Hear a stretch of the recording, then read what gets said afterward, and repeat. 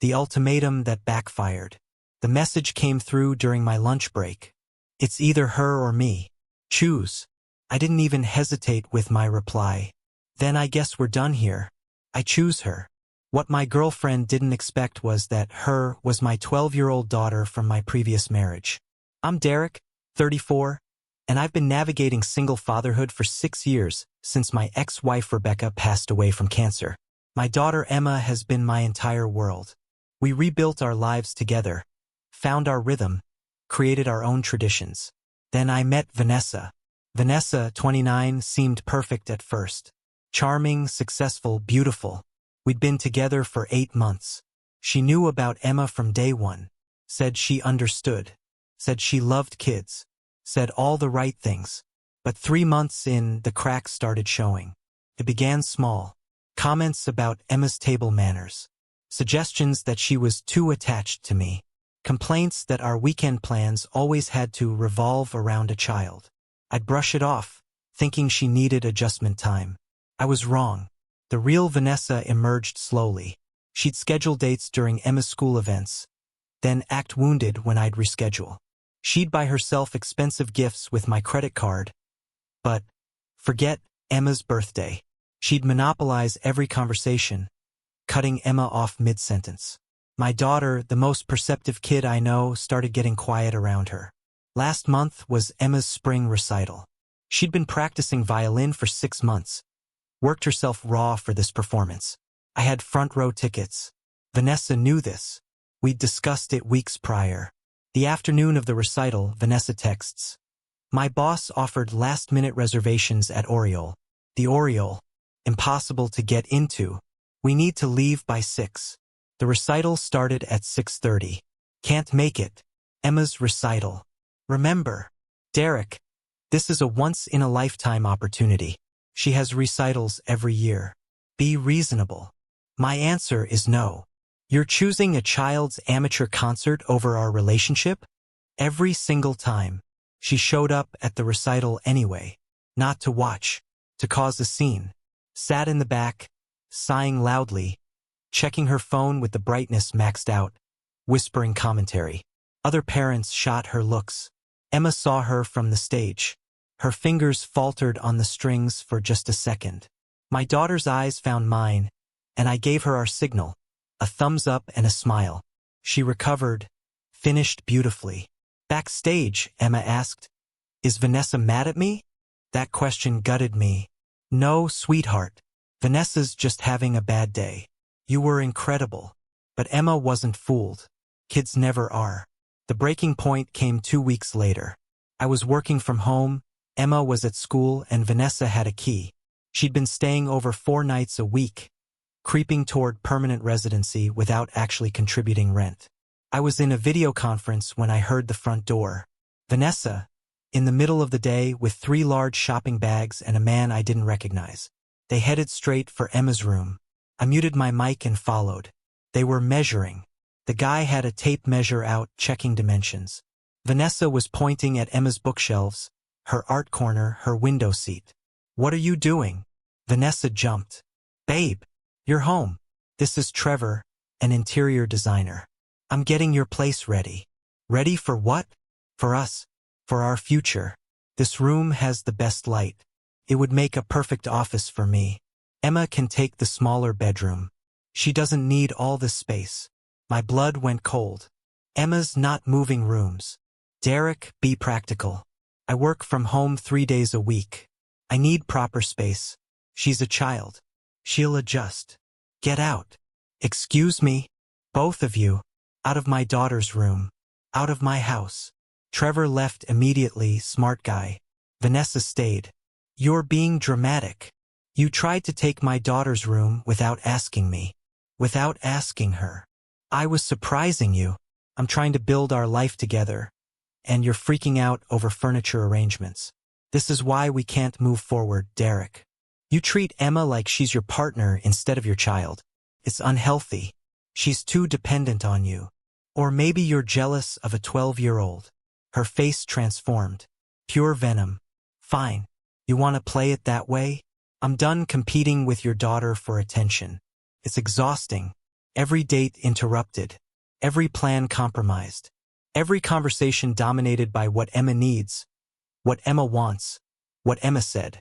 She's my daughter, and I'm supposed to be your girlfriend, your priority, but I'm always second, always accommodating, always understanding. Well, I'm finished understanding. You need to decide what you want. A relationship with me, an actual adult partnership, or to keep playing Disney dad with Emma. That's not a choice. It absolutely is. I've been patient. I've been supportive. But if you want this relationship to work, things need to change. Emma needs boundaries. She needs to understand you have a life beyond her. And you need to show me I matter. So here it is. The ultimatum. You put me first, real first, or we're done. I stared at her for a long moment. Then I pulled out my phone and typed, "It's either her or me. Choose." Sent it to myself so I could screenshot the timestamp. Wanted this documented. What are you doing? Screenshotting your ultimatum. For when you inevitably lie about this conversation. Derek. Emma will always come first. Before you. Before anyone. She didn't ask to lose her mother. She didn't ask to have her world shattered at 6 years old. And she sure as hell doesn't deserve to be pushed aside in her own home for your office space. Vanessa's eyes narrowed. So that's it? You're choosing her. Every day of the week. Twice on Sundays. The smile that crossed her face was chilling. You'll regret this. You're making a massive mistake. Good luck finding someone willing to deal with your baggage. My daughter isn't baggage. She's my life. And anyone who sees her as an obstacle isn't someone I need. Fine. I'm leaving. But I'm taking everything I left here. Please do. I'll start gathering it now. Turns out, Vanessa had infiltrated more than I realized. Clothes in my closet. Toiletries dominating the bathroom. Her kitchen gadgets. Decorative pillows that served no purpose. Books she'd never opened but arranged for aesthetic. Workout equipment she'd used once. That essential oil diffuser that made everything smell like a dentist's office. 30 minutes. For boxes. One very bitter woman. She loaded her car in silence. Then turned back. You know what your problem is, Derek? You're stuck in the past. You're so busy being the grieving widower and devoted father that you can't see what's right in front of you. Emma's going to grow up and leave you. And you'll be alone because you pushed away everyone who tried to love you. I'm good with that risk. She peeled out of my driveway so fast she left rubber marks. Emma came home an hour later. Took one look around and asked, "Where's all Vanessa's stuff?" She moved it out. We broke up. I waited for the questions. The tears. The guilt. Instead, Emma dropped her backpack and hugged me. Good. She was mean to you when she thought I wasn't listening. What do you mean? Last week, I came downstairs for water. You were loading the dishwasher. She said you were wasting your life playing parent and that you'd be more successful if you weren't so distracted by me. She said successful men don't do dishes or pack school lunches. My heart shattered. Emma, I'm so sorry you heard that. It's okay, Dad. I knew you'd figure it out. You always do. That night, we ordered pizza, watched terrible movies, and reclaimed our space. No drama. No tears. Just relief. But Vanessa wasn't done. Not even close. Update 1, the revenge plot. The next week was psychological warfare disguised as heartbreak. Started with the social media campaign. Vanessa posted a photo of us from Happier Times, caption. When you invest almost a year and they choose literally anything over you. Know your worth, ladies. The comments exploded. Her friends rallied. Men are trash. You deserve someone who prioritizes you. His loss completely. But then my friends started commenting. Jay wrote, "Didn't you give him an ultimatum that either he neglect his daughter or you'd leave?" Vanessa deleted the post within the hour. Next came the mutual friends offensive. Her best friend Priya called me. "Derek, you need to reconsider." Vanessa's devastated. She was just trying to help you create healthy boundaries with Emma. By demanding I put her first? Relationships require compromise. Not when it comes to my kid. Emma's going to be fine. But Vanessa needs you. She's talking about leaving the state. Starting over. You're destroying her. Priya. She tried to take Emma's bedroom without asking either of us. She called my daughter baggage. She issued an ultimatum. Called it. That's not on me. Silence. Then, she said you were manipulating the story. I have screenshots. Timestamps. You want them? No. I believe you. I'm sorry.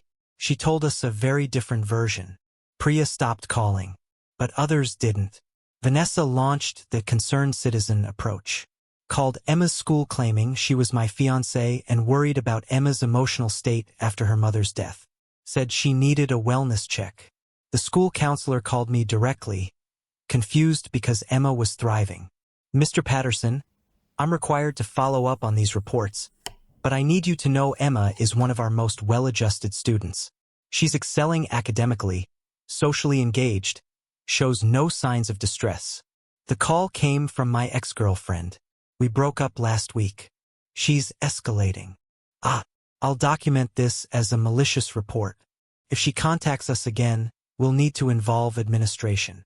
Vanessa didn't stop there. She showed up at my gym. I'm finishing a workout when the desk attendant approaches. Sir, there's a woman here claiming she left her wedding ring in your car last week. Says it's an emergency. I don't have a car here today, and I've never been engaged to anyone currently alive.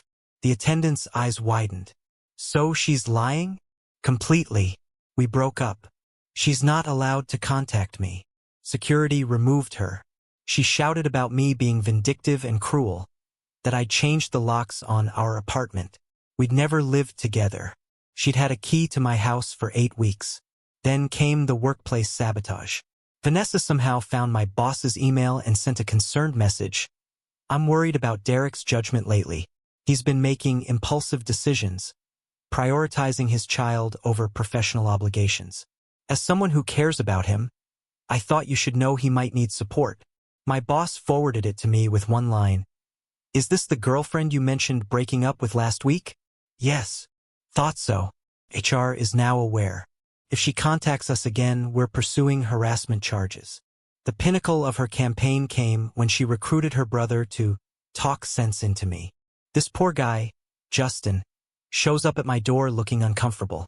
Derek, that's me. I'm Vanessa's brother. Can we talk? I invited him in, figured he deserved a chance. Justin sat on my couch, clearly rehearsed. Look, man, Vanessa's a mess. She really loved you. She's saying you dumped her because she suggested Emma needs therapy. That's not what happened. What did happen? I showed him everything. The screenshots, the timeline, the ultimatum, the attempted room takeover, the school call, the gym incident, the email to my boss.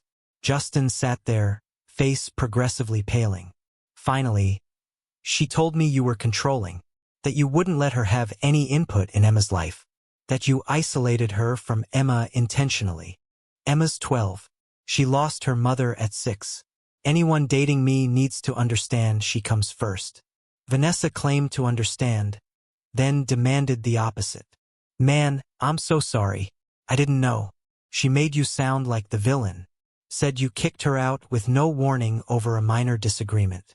She tried to take my daughter's bedroom to build herself an office, without asking, then issued an ultimatum, Emma or her. I chose Emma. That was the entire warning. Justin stood up, extended his hand. I'm genuinely sorry. For what it's worth, I'll talk to her. This is out of control. I appreciate that. But honestly, I just need her to stop.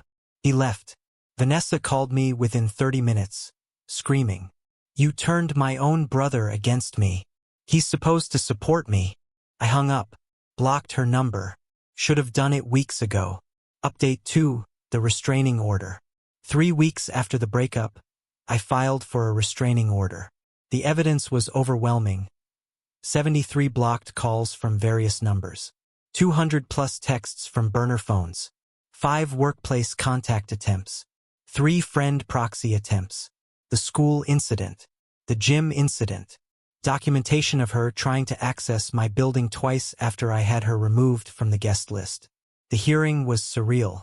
Vanessa showed up with an attorney, dressed like she was attending a funeral, tissues ready. Her lawyer tried to paint me as the aggressor, claimed she was just trying to maintain communication for closure. My attorney presented the timeline. The judge, a woman in her 60s, reviewed everything silently. Then she looked at Vanessa. Ms. Chun, you issued an ultimatum ending the relationship, correct? It wasn't actually an ultimatum. It was a conversation about boundaries. The text says, and I quote, "It's either her or me. Choose." That's definitionally an ultimatum. I was emotional. I didn't mean it literally. But Mr. Patterson took you at your word and agreed to end the relationship. He manipulated the situation. The judge removed her glasses. Ma'am, you demanded he choose between you and his minor daughter. He chose his daughter. That's not manipulation. That's parenting. Everything after that, the school calls, the workplace emails, the proxy contacts, that's harassment. Order granted. 500 feet. No contact. No proxy contact. Violation will result in criminal charges. Vanessa's face went white. You're punishing me for loving someone? I'm protecting a family from harassment. You ended the relationship. He accepted. You don't get to then terrorize him for respecting your decision. The order was issued that day. You'd think that would end it. Didn't. Vanessa tried the accidental encounter route. Showed up at Emma's violin recital, sitting exactly 501 feet away with measuring tape proof. Showed up at the grocery store I frequent. At the park where Emma and I run. Always just outside the boundary, always visible, always watching. Each time I documented. Took photos. Noted times. Built the case. The final straw came when she created a fake social media profile and messaged Emma directly. Your dad is lying to you about me. I tried to love you both. He wouldn't let me. I'm sorry he's keeping us apart. Emma showed me immediately. Dad, this is weird. Why is she messaging me? That was it. I filed a police report for violating the order through proxy contact with a minor. They arrested her the next day. The court wasn't amused. The judge extended the order to 5 years and included Emma explicitly. Vanessa was also ordered to complete a mental health evaluation and attend therapy as a condition of avoiding jail time. Her lawyer tried to appeal, claimed I was exaggerating. My attorney presented Emma's phone, the message, the timestamp. Appeal denied. Final update. 6 months later. Life is peaceful now. Emma's thriving. Made first chair violin in the youth orchestra. Her grades are exceptional. She's confident, happy, secure. We have our routines back. Friday movie nights. Saturday morning pancakes. Sunday trail runs. I haven't dated. Not interested yet. Maybe eventually. But right now, my priority is Emma and our rebuilt life. Through mutual acquaintances, I heard Vanessa moved 2 states away. Got a job in marketing. Started therapy, actually committed to it this time. Apparently, she's slowly understanding why her approach was toxic. Her brother Justin reached out last month. Hey, wanted you to know Vanessa's doing better. Therapy's helping. She wanted me to tell you she's sorry. Not asking for forgiveness or contact. Just wanted you to know she gets it now. What she did was wrong. I appreciated that. Didn't respond, but I appreciated it. Emma asked me last week while we were making dinner, Dad, do you think you'll date again? Eventually, maybe. Why? Because you deserve someone who loves you the right way, not someone who makes you choose. You're pretty wise for 12. I learned from the best. The lesson here is simple. When someone forces you to choose between them and your child, there is no choice. Your child wins. Every time. Anyone who demands otherwise isn't someone who deserves space in your life.